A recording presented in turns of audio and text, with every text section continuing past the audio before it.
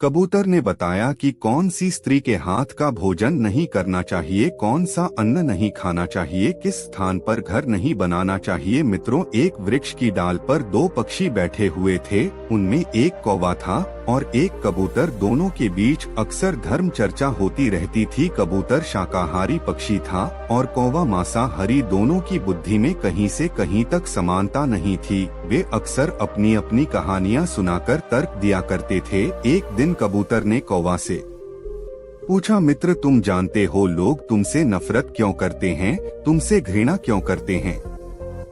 क्योंकि तुम्हारा खान पान ठीक नहीं है, तुम गंदा भोजन करते हो, इसीलिए तुम्हारी वाणी भी कर्कश है, तुम्हारा रंग भी काला है और इसीलिए तुम्हें कोई इज्जत नहीं देता। कौवा बोला, नहीं मित्र, खाने से कोई फर्क नहीं पड़ता, संसार में सब कुछ खाने के लिए ही तो होता है। तब कबूतर कहता है, मित्र, इस संबंध में मैं तुम्हें एक कहानी सुनाता हूँ, ध्यान देकर सुनना कि खान पान से मनुष्य किस तरह निंदा और नफरत का पात्र बन जाता है। तब कबूतर कौवा को एक कहानी सुनाता है। हे कौवा मित्र, प्राचीन समय की बात है। एक प्रसिद्ध नगरी कंचनपुर में राजा कमल भोज राज करते थे। कमल भोज बड़े ही प्रसिद्ध राजा थे, बड़े धर्मात्मा नरेश थे। एक दिन राजा कमल भोज अपने सिंहासन पर विराजमान थे। राजा कमल भोज का दरबार लगा हुआ था। उसी समय राजा के दरबार में तीन पारखी विद्वान प्रवेश करते हैं और तीनों विद्वान राजा से आकर कहने लगे कि हे महाराज, हमें आपके दरबार में नौकरी चाहिए। राजा कहने लगे कि विद्वानों, आपका मेरे दरबार में स्वागत है, परंतु मुझे यह बताइए कि आप क्या कर सकते हैं। हम आपको अपने यहाँ नौकरी तो देंगे, आप किस तरीके का काम करेंगे? तो पहला विद्वान कहने लगा कि महाराज, मैं स्थानों की परख करने में माहिर हूँ। मैं किसी भी स्थान के बारे में बता सकता हूँ कि वह स्थान हमारे रहने के योग्य है या नहीं है। राजा कहने लगे, ठीक है, पहले हम आपके गुण की परीक्षा करेंगे। यदि आप अपने कार्य में खरे उतरते हो, उसके बाद हम आपको नौकरी पर रख लेंगे। राजा ने अपने मंत्री से कहा, मंत्री जी, तब तक इस विद्वान को हमारे अतिथि गृह में ठहरा दो, उचित समय आने पर हम इसे बुला लेंगे। मंत्री ने उसे गृह में ठहरा दिया। तभी दूसरा विद्वान कहने लगा कि महाराज, मैं अन्न के बारे में बता सकता हूँ कि कौन सा अन्न हमारे खाने योग्य है और कौन सा नहीं, कौन सा अन्य उत्तम क्वालिटी का है और कौन सा निम्न क्वालिटी का। राजा ने कहा, ठीक है, तुम भी बड़े काम के व्यक्ति हो, तुम्हारी भी हम उसी तरह परीक्षा करेंगे। उसके बाद यदि आप अपने गुण में सफल सिद्ध होते हो तो हम आपको अपने यहाँ आजीवन नौकरी पर रख लेंगे। राजा ने उसे भी अपने अतिथि गृह में ठहरा दिया। उसके बाद तीसरा विद्वान बोला, महाराज, मैं भोजन का पारखी हूँ, मैं भोजन को देखकर बता सकता हूँ कि वो भोजन हमारे ग्रहण करने योग्य है या नहीं है। मित्रों, राजा ने सोचा कि यह भी विद्वान बड़ा काम का है, यदि यह अपने काम में सफल होता है तो हम इसे भी अपने यहाँ काम पर रख लेंगे। इस प्रकार से राजा ने उन तीनों विद्वानों को अपने यहाँ अतिथिशाला में ठहरा दिया। धीरे धीरे समय गुजरता चला गया और एक दिन की बात, राजा कमल भोज ने कहीं बाहर जाने का निश्चय किया। सोचा कुछ दिन के लिए हमें घूमना चाहिए। घूमने का विचार बनाया और चलने लगे। तो राजा साहब ने जो स्थान पर रखने वाला व्यक्ति था उसे अपने साथ में ले लिया और वहाँ से जाने लगी। मित्रों, चलते चलते महाराज को किसी स्थान पर शाम का वक्त हो जाता है। महाराज ने मन में विचार किया, रात्रि में अब और आगे जाना उचित नहीं होगा, इसीलिए यहीं पर शिविर लगा लिया और रात यहीं पर व्यतीत करते हैं। सवेरा होगा तो आगे का प्रस्थान करेंगे। तो मित्रों, वह व्यक्ति बोला, महाराज, जैसी आपकी इच्छा, आप जहां ठहरना चाहे मैं भी आपके साथ वही रुक जाऊंगा। तब राजा ने देखा कि वही पास में ही एक बड़ा सुंदर गांव था। उस गांव से बाहर एक बहुत शानदार झोपड़ी पड़ी थी। प्राचीन समय में झोपड़ियां ही ज्यादा होती थी। उस झोपड़ी के बाहर चार चारपाइयां बिछी थी। राजा ने देखी कि वहाँ चारपाइयां तो चार बिछी हुई है, पर वहाँ किसी व्यक्ति का निवास स्थान मालूम नहीं पड़ रहा था। वही पास में ही एक भगवान शिव का बड़ा सा सुंदर सा मंदिर बना हुआ था। राजा यह देखकर आश्चर्य में पड़ गया कि ना तो मंदिर पर कोई पुजारी था और ना ही उन चार पायों पर बैठने वाला कोई व्यक्ति। फिर सोचा चलो कोई बात नहीं, हमें क्या मतलब इन बातों से, हमें रात बिताना है। राजा ने अपने उस विद्वान से कहा कि विद्वान आज हम इसी आश्रम पर रुकेंगे, क्योंकि गांव में अगर हम किसी के पास में रुकेंगे तो हो सकता है कि किसी के पास हमारे सोने की व्यवस्था हो या ना हो। हमें अपने ही दिमाग से निर्णय करके दूसरे की परिस्थिति को मापना चाहिए। मित्रों, यह हम सबको सीखने वाली बात है। अगर आप अपनी किसी मित्र या जान पहचान वाले या रिश्तेदार के घर जाना चाहते हो तो एक बार उसके घर की स्थिति पर जरूर विचार कर लेना चाहिए। कई बार क्या होता है कि हम बिना विचार किए अपने साथ अपनी फौज पलटन को लेकर अपने किसी परिचित के घर पहुंच जाते हैं। उसके पास जो जैसा होता है उससे वह आपका स्वागत सत्कार तो करता है, पर कई बार उसे बड़ी शर्मिंदगी भी उठानी पड़ती है। इसलिए कहीं जाने से पहले उसकी घर की स्थिति को सोच समझकर ही जाना चाहिए। राजा की बात सुनकर वह व्यक्ति कहने लगा, ठीक है महाराज, जैसी आपकी इच्छा, हम यहाँ ठहर जाते हैं। श्रोताओं, राजा और विद्वान उस पवित्र आश्रम पर जो मंदिर था उस मंदिर पर ठहर गए। राजा और वो पारखी विद्वान जब अपनी अपनी चारपाई पर लेट जाते हैं।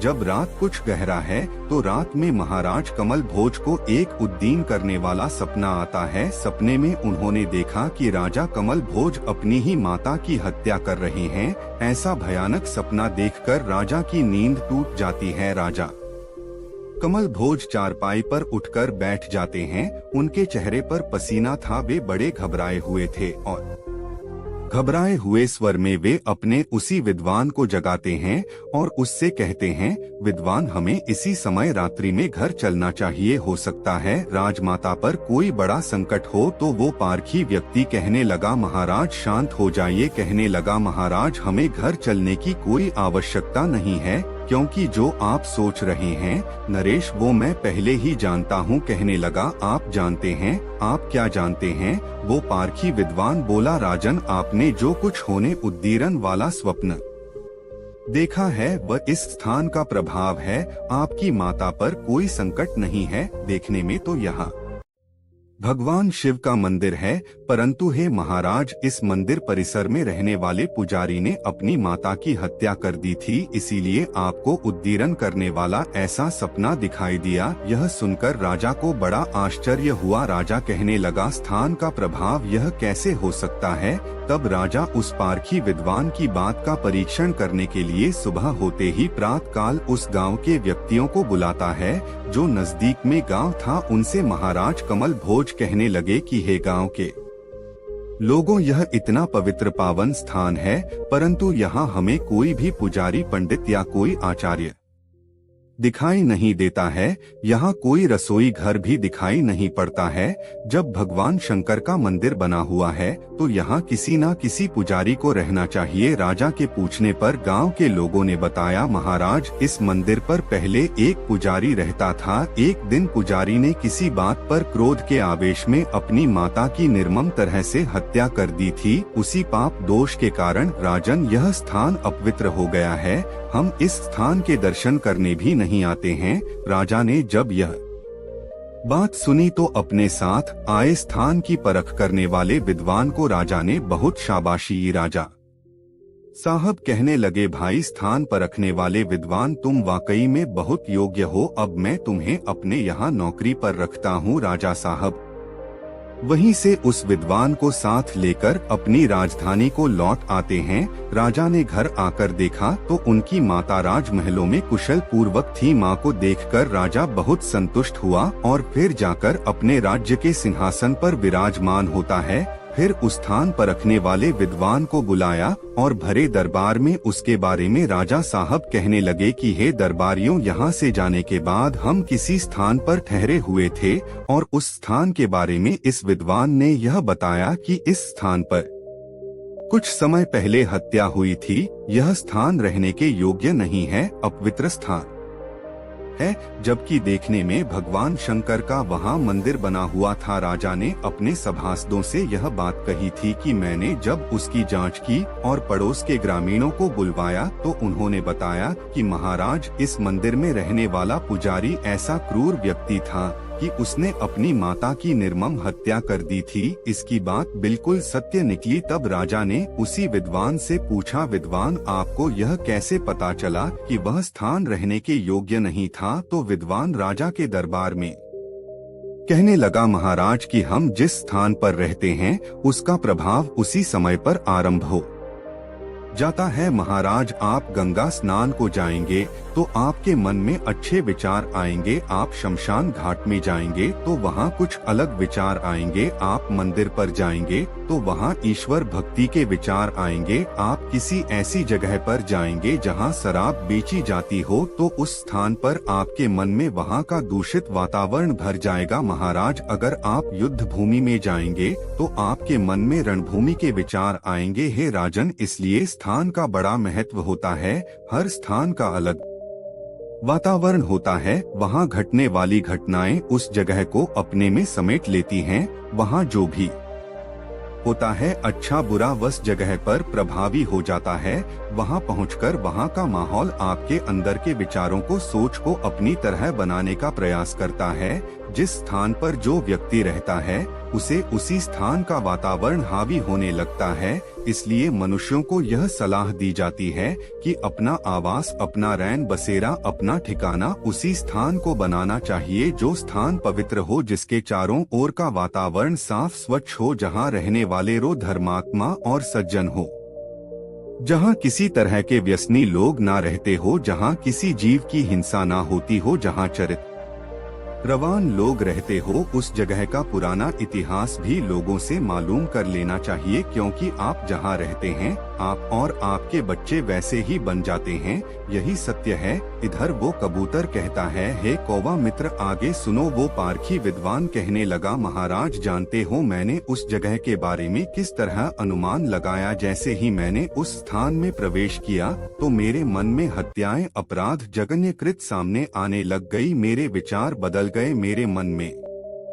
हिंसात्मक बातें आने लगी। तो मैं समझ गया कि इस स्थान पर जरूर किसी ने किसी की हत्या की है। उस विद्वान की बात सुनकर राजा बड़े प्रसन्न हुए। राजा ने उसे अपने यहाँ आजीवन नौकरी दे दी। राजा ने उस स्थान पर रखने वाले की तो परीक्षा ले ली थी, परंतु अब दूसरे विद्वान की बारी थी। मित्रों, राजा का एक प्रसिद्ध व्यापारी था जो राजा के लिए अन्न का भंडारण करता था। एक दिन वह 500 क्विंटल गेहूं लेकर राजा के पास आया और राजा से कहने लगा, राजन, मैं राज्य के लिए 500 क्विंटल गेहूं लेकर आया हूं, परंतु राजन, यह अच्छी उत्तम किस्म के गेहूं है, इसलिए इनकी कीमत कुछ ज्यादा देनी पड़ेगी। राजा कहने लगे, ठीक है, बताइए आप कैसे गेहूं लेकर आए हैं?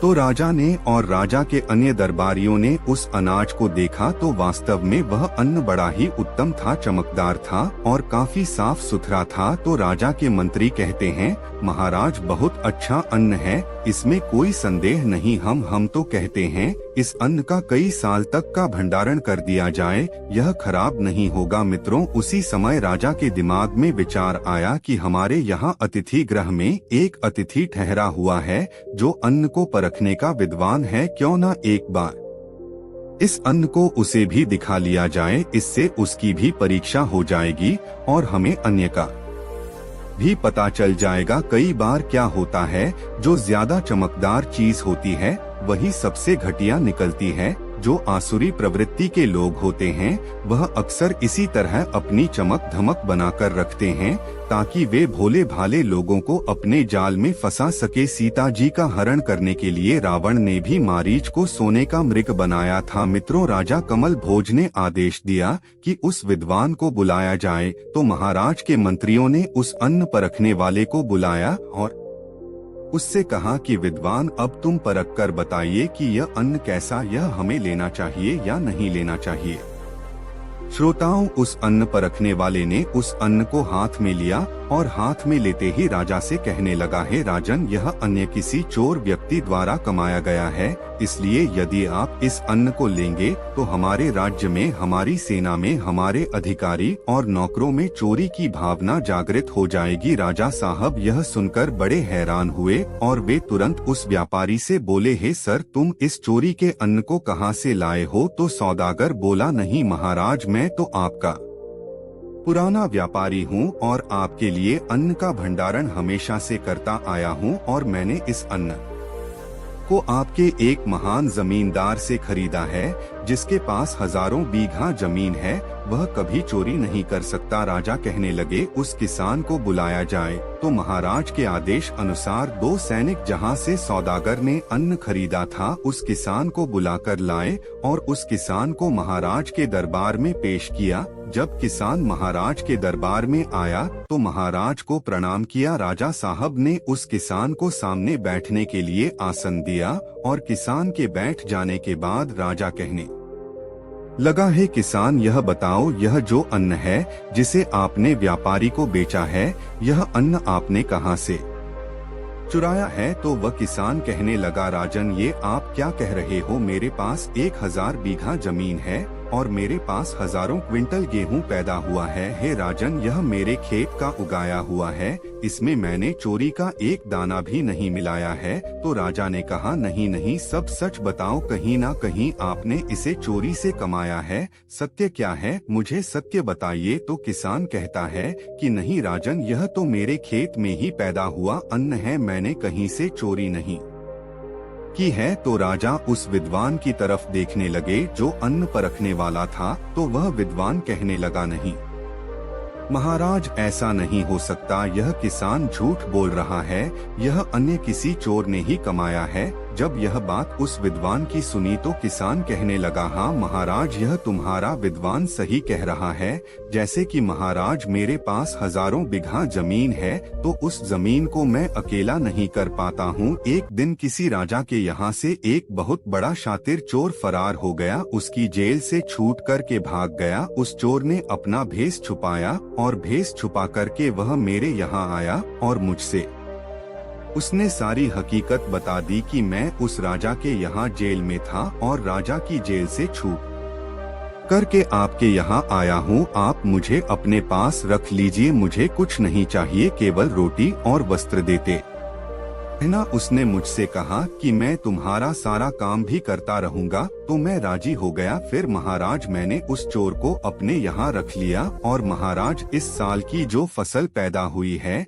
ये उसी चोर की मेहनत है। उसने खेतों में जुताई से लेकर बटाई, कटाई, सिंचाई, सारे काम उस चोर के द्वारा ही किए गए हैं और इसीलिए महाराज, आपका यह अन्न परखने वाला बड़ा विद्वान है। इसने यही तो कहा है कि अन्न चोर ने कमाया है, ये अन्न चोरी करने वाले व्यक्ति का ही कमाया हुआ है। राजन, आपके इस विद्वान की बात बिल्कुल सही है।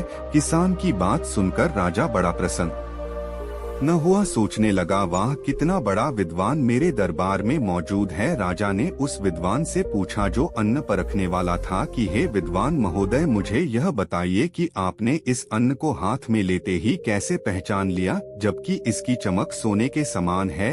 यह साफ सुथरा अन्न है, परंतु हाथ में लेते ही तुमने कैसे बता दिया कि यह चोरी का कमाया हुआ है? तो वह विद्वान व्यक्ति कहने लगा, राजन, जब मैंने इस अन्न को हाथ में लिया तो हाथ में लेने के बाद मेरे मन में विचार आया कि अन्न तो सोने के समान चमक रहा है और जब मैंने यह देखा तो मेरा ध्यान महाराज आपके महल पर पड़ा जो सोने का कलश लगा हुआ है। मेरा ध्यान उस सुर कलश पर चला गया और मैं देखने लगा कि अन्न और सुर कलश दोनों देखने में चमक रहे हैं, परंतु हे राजन, उसी समय मेरे मन में विचार आया कि मैं राजा की नौकरी क्यों करूं? मैं राजा के स्वर्ण कलश को चोरी करके ले जाता हूं तो मेरी कई पीढ़ियां बैठी हुई आराम से भोजन कर सकती है, जबकि हे राजन, मैंने मेरे जीवन में किसी की चोरी नहीं की है, परंतु इस अन्न को हाथ में लेते ही मेरे मन में यह विचार आने लगा और जब विचार आया तो मैं जानता हूँ राजन, विद्वान लोग कहते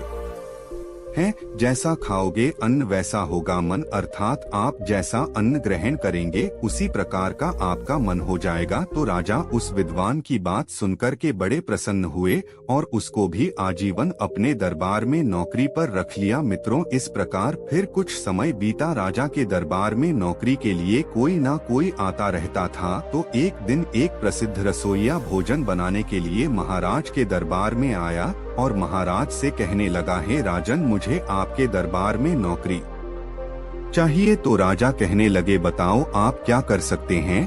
तो वो रसोइया भोजन बनाने वाला कहने लगा, महाराज, मैं एक भोजन बनाने वाला हूँ और आपके यहाँ भोजन बनाने का कार्य कर सकता हूँ। महाराज, मैं स्वादिष्ट से स्वादिष्ट, अच्छे से अच्छा भोजन बना सकता हूँ। तो राजा कमल भोज मन में विचार करने लगे कि ठीक है, यह भोजन बनाने का काम करता है तो अच्छी बात है, इसे अपने यहाँ रख लेते हैं। परंतु राजा कमल भोज ने उस भोजन बनाने वाले से कहा कि हे भोजन बनाने वाले, पहले तुम्हें आज परीक्षा देनी होगी। आज का भोजन हम स्वयं चखकर देखेंगे। तो भोजन बनाने वाला कहने लगा, ठीक है महाराज। मित्रों, अब तो उस रसोइया को राजा ने अपने यहाँ नौकरी पर रख लिया और उससे कह दिया कि आज का भोजन हम स्वयं खा करके देखेंगे, आप जाइए भोजन बनाइए। तो मित्रों, उस दिन जो रसोइया था, भोजन बनाने वाले ने पूरा कौशल लगाकर भोजन बनाया। पूरे होश हवास में जितना हो सकता था, जितना अच्छे से अच्छा भोजन बना सकता था, उतना स्वादिष्ट व्यंजन बनाया। और जब भोजन तैयार हो गया तो महाराज कमल भोज को उस रसोइया ने बुलवाया कि महाराज, हमने जो भोजन बनाया है उसे आप देख सकते हैं कि कैसा भोजन है। दर्शक बंधु अपने मंत्रियों के साथ और उस भोजन को परखने वाले के साथ राजा अपने रसोई घर में गए। राजा ने जब भोजन को खा करके देखा तो भोजन बड़ा स्वादिष्ट था, बहुत अच्छा भोजन बनाया था। उन मंत्रियों ने भोजन को खाया तो मंत्री कहने लगा कि महाराज, हमने बहुत भोजन बनाने वाले देखे हैं, परंतु ऐसा कुशल भोजन बनाने वाला हमारे राज्य में पहली बार आया है। हे महाराज, इसको अपने यहाँ नौकरी पर रख लेते हैं।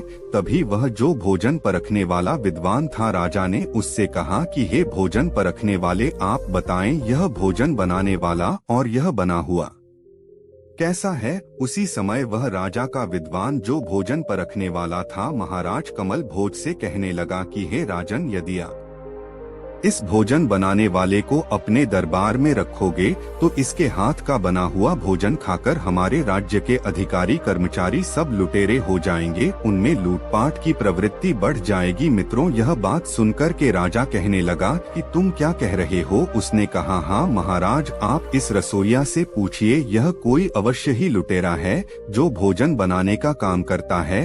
यह कोई लुटेरा व्यक्ति है और यह भोजन बनाने के बहाने हमारे यहाँ से कुछ लूटपाट करना चाहता है। जब राजा ने यह बात सुनी तो उस रसोइया को अपने दरबार में बुलाया और उस भोजन बनाने वाले से महाराज कहने लगे कि हे विद्वान, वास्तव में तुम भोजन बनाने में कुशल हो, तुमने बहुत अच्छा भोजन बनाया है, तुम्हारे भोजन में बड़ा स्वाद है। परंतु तुम यह बताओ कि वास्तव में तुम पहले से रसोई का काम करते थे या फिर कुछ और करते थे। सच सच बताना, अन्यथा तुम जानते ही हो झूठ बोलने का परिणाम क्या हो सकता है। मैं तुम्हें ऐसी सजा दूंगा जो किसी लायक नहीं छोड़ूंगा। जब राजा ने थोड़े सख्त लहजे में पूछा तो रसोइया घबरा गया, दोनों हाथ जोड़कर कहने लगा, महाराज मुझे क्षमा करना, रसोई बनाना यह मेरा कोई पुश्तैनी काम नहीं है। शुरू से मैं अब तक लोगों को यहाँ डकैती डालता था। मैं ना जाने कितने व्यक्तियों को मैंने मारा है, कितनों के यहाँ डकैती डाली है और कितने राजाओं ने मुझे गिरफ्तारी के आदेश भी दिए हैं, परंतु मैं किसी के हाथ नहीं आया। जब मैं एक प्रसिद्ध लुटेरा बन गया तो लोग मुझसे डरने लगे। फिर मेरे मन में एक दिन विचार आया कि मुझे भोजन बनाने की कला बहुत अच्छी आती है, क्यों ना मैं किसी राजा के यहाँ रसोइया का काम करूं। और यदि मैं रसोइया का काम करूंगा और राजा के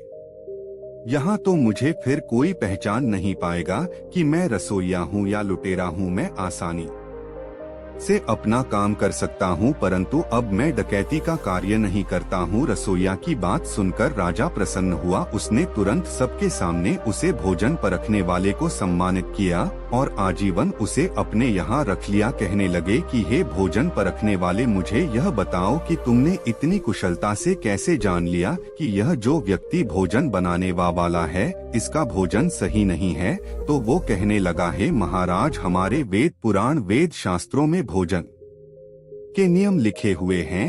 हे राजन, जब मैंने इसका भोजन ग्रहण करने की सोची तो उसी समय मेरे दिमाग में लूटपाट के प्रश्न आने लगे। मैं सोचने लगा कि महाराज के गले में सुर हार है, मुझे आपका हार दिखाई दे रहा था और मैं सोचने लगा यदि राजा के गले में से मैं इस हार को छीन लूं तो मेरा जीवन आनंद से कट जाएगा। इसीलिए हे महाराज, यदि रसोइया को आपने रखा तो आपके राज्य का संचालन खराब हो जाएगा, आपके अधिकारी, आपके सेना के जवान लुटेरे हो जाएंगे। कहते हैं मनुष्य का प्रथम होता है खान पान। यदि उसके अंदर शुद्ध और पवित्र बुद्धि से बनाया हुआ भोजन ही जाता है तो उसकी बुद्धि भी शुद्ध और पवित्र रहती है। दूषित भोजन या दुष्ट बुद्धि से बनाया हुआ भोजन खाने वाले की बुद्धि भी कलुषित कर देता है। सात्विक भोजन सात्विक विचार बनाता है। तामसी भोजन आपके दिमाग में क्रोध भरता है। इसलिए मनुष्य को अपने खान पान का विशेष ध्यान रखना चाहिए। रसोई में जो नारियां भोजन बनाती हैं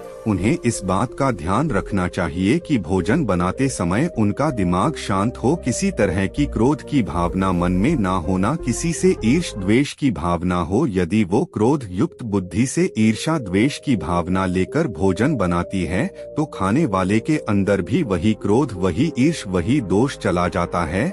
जब कोई स्त्री क्रोध में भोजन बनाती हो तो उस भोजन को ना करें। चोरी का भाव मन में है, किसी को मारने का भाव मन में है, किसी को लूटने की बात मन में चल रही है, किसी को धोखा देने की बात मन में चल रही है और उसे उस समय भोजन बनाना पड़ रहा है तो वो भोजन उसके विकारों से दूषित हो रहा है। खाने वाले पर इसका नकारात्मक प्रभाव पड़ता है। मित्रों, मनुष्य को यह 3 बातें हमेशा याद रखनी चाहिए। नंबर 1, उत्तम स्थान पर रहना चाहिए। आपने देखा है कि जब भी हम कहीं नए मकान का निर्माण करते हैं तो उसमें रहने से पहले हम उसका गृह प्रवेश कराते हैं, वेद मंत्रों से उसे पवित्र करते हैं, वहाँ की नकारात्मक शक्ति को बांध देते हैं, रक्षा विधान करते हैं, तब उस घर में रहते हैं। यदि कोई व्यक्ति अपवित्र स्थान पर रहता है तो उसके घर में कलेश, बीमारियां बढ़ जाती है और उस घर की बरकत भी रुक जाती है।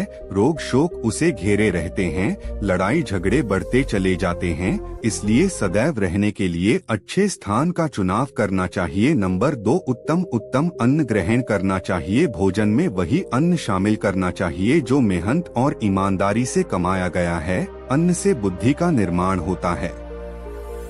अगर दूषित अन्न खाओगे तो बुद्धि भी दूषित हो जाएगी और जैसी बुद्धि होगी वैसा ही कर्म करोगे। यदि आप लूट का अन्न खाओगे तो आपका दिमाग लूट मचा देगा। अगर आप चोरी का खाओगे तो आपकी बुद्धि चोरी करने में लगेगी। इसलिए वही खाना चाहिए जिसमें ईमानदारी और पुरुषार्थ हो। नंबर 3, अगर तुमने भोजन किसी गलत व्यक्ति के द्वारा तैयार किया हुआ खा लिया तो उसके अवगुण आपके अंदर प्रवेश कर जाएंगे। कहते हैं भोजन के भी कई नियम होते हैं। पाप के हाथ का अन्न खाओगे तो पाप का कुछ अंश आपके ऊपर भी आ जाएगा। किसी हिंसक व्यक्ति के हाथ का भोजन खाओगे तो आपकी बुद्धि भी हिंसक बन जाएगी। इसीलिए भोजन में सावधानी बरतें और अपने जीवन को खुशहाल रखें। दर्शक बंधुओं, मैं उम्मीद करता हूँ यह वीडियो जरूर पसंद आया होगा। तो चलिए अपनी कीमती राय कमेंट में भेजिए। मिलते हैं आपसे अगली वीडियो में। आप सभी का बहुत बहुत धन्यवाद। जय श्री कृष्णा।